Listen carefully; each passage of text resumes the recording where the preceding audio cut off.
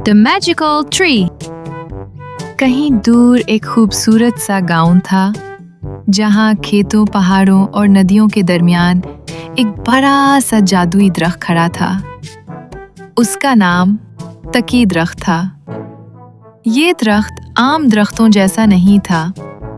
ये बोल सकता था, कहकहे लगा सकता था, पहेलियां पूछ सकता था और सिर्फ उन बच्चों से बात करता था जो दिल के साफ, नीयत के सच्चे और अखलाक में अच्छे होते। इसी गांव में एक लड़का रहता था जिसका नाम रामू था। रामू ज़हीन तो था, लेकिन बहुत लालची और बदतमीज। उसे हर चीज अपनी चाहिए होती थी और वो बराहे करम और शुक्रिया जैसे अल्फाज को फजूल समझता था। एक दिन रामू गलियों में दौड़ता हुआ जंगल के कोने पर पहुंचा जहां टकी दरख्त खड़ा था। रामू ने दरख्त पर नजर डाली और हैरान रह गया। दरख्त पर चमचमाते हुए बड़े बड़े सेब लगे हुए थे। वो ऐसे लग रहे थे जैसे उन पर किसी ने चमकदार पालिश की हो। रामू की आंखें चमकने लगीं। वाह, इतने सारे सेब और बिल्कुल मुफ्त! रामू फौरन दरख्त पर चढ़ने लगा कि अचानक दरख्त ने कहा, अरे अरे भैया, कहाँ चढ़ रहे हो? जरा अदब से। रामू जमीन पर गिरते गिरते संभला और हक्का बक्का होकर बोला, ओ माय गॉड, एक दरख्त बोल रहा है, तुम जिन हो, भूत हो। तकी हंसा, नहीं मियाँ, मैं एक जादुई दरख्त हूँ, लेकिन फल सिर्फ इन्हीं को देता हूँ जो तमीज़दार और नेक हों। रामू ने कहा, अच्छा तो ये सब मुझे दे दो, मैं बहुत भूखा हूँ। तकी मुस्कुरा कर बोला, सेब लेने हैं तो मेरी पहेली का जवाब दो। अगर सही जवाब दिया तो फल ले जाना, गलत दिया तो सिर्फ हंसी मिलेगी।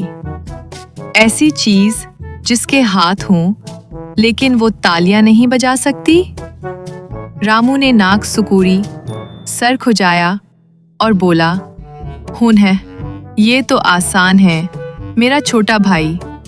तकी कहकहे लगा कर बोला, नहीं साहब, गलत जवाब। रामू गुस्से से पांव पटक कर चला गया। अगले दिन वो वापस आया। अब की बार उसने सोच समझ कर जवाब दिया, एक तालाब जिसमें मछली हाथ हिला रही हो। ठकी हंसाए, बड़ा जबरदस्त ख्याल है, मगर जवाब फिर भी गलत। 5 दिन गुजर गए। रामू नए अजीबो गरीब जवाब देता रहा। सोता हुआ गुरिल्ला।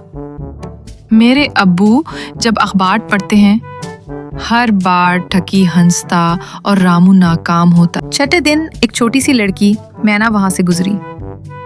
उसके हाथ में एक छोटा सा खिलौना था, चेहरे पर मुस्कुराहट और आंखों में मासूमियत।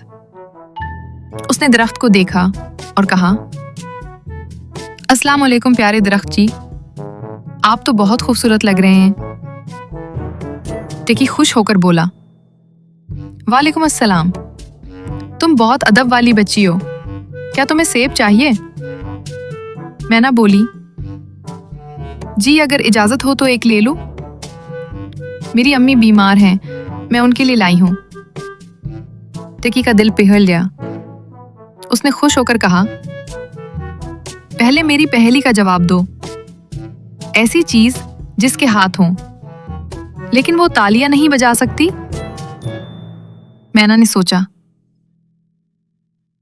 और खुशी से बोली, ओह, वो तो घड़ी है। घड़ी के दोनों हाथ होते हैं लेकिन वो तालियां नहीं बजा सकती। तकी जोर से ताली मारने की आवाज निकालते हुए हंसा। शाबाश, बिल्कुल दुरुस्त जवाब। ये लो, तुम्हारे लिए सबसे मीठा और चमकता हुआ सेब। रामू दरख्त के पीछे छुपा, ये सब सुन रहा था।